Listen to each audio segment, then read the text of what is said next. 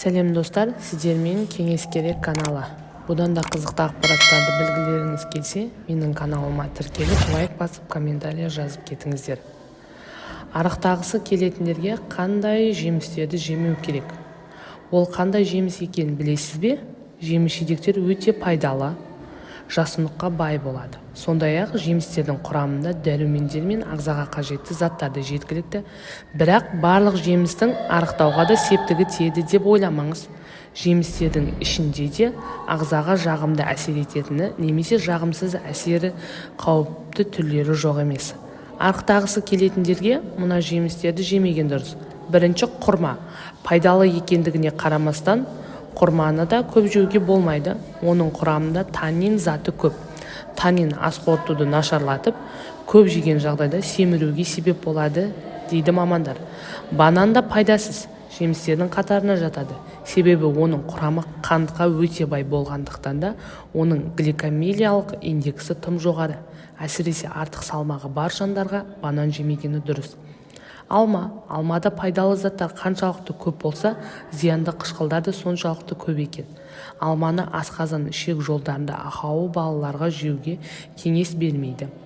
Алмұртты аш қарынға мүлде жемеңіз. Себебі асқазанның ауруы жайсыздық тудыруы мүмкін. Сонымен қатар алмұртты басқа тағамдармен бірге жеуге болмайды. Әсіресе ет тағамдары мен алмұртты қосып жемеген абзал. Шабдалыда да қант көп. Бұдан бөлек сыртқы қабағында түтіктері аллергия беруі ғажап емес. Тәтті әрі ерекше жемістердің орнында осындай да зиянды жақтары бар екен. Ең пайдалы 5 жеміс. Авокадо ең пайдалы жеміс болып табылады. Оның құрамы мен пайдалы әсеріне ешбір жеміс тең келмейді.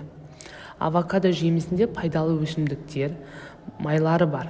Күніне бір дана авокадо жеген жеткілікті, одан көп болмайды.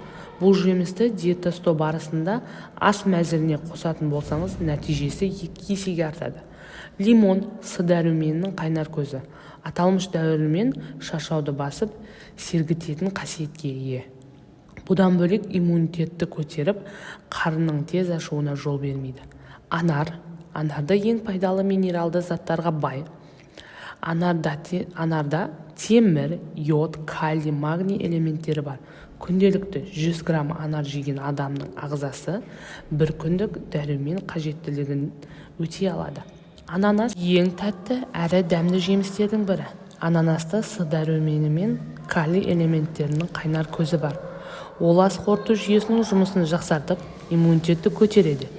Киви диеталық жеміс болып табылады. Себебі киви жемісі С дәрумені мен антиоксиданттар мен ферменттерден тұрады.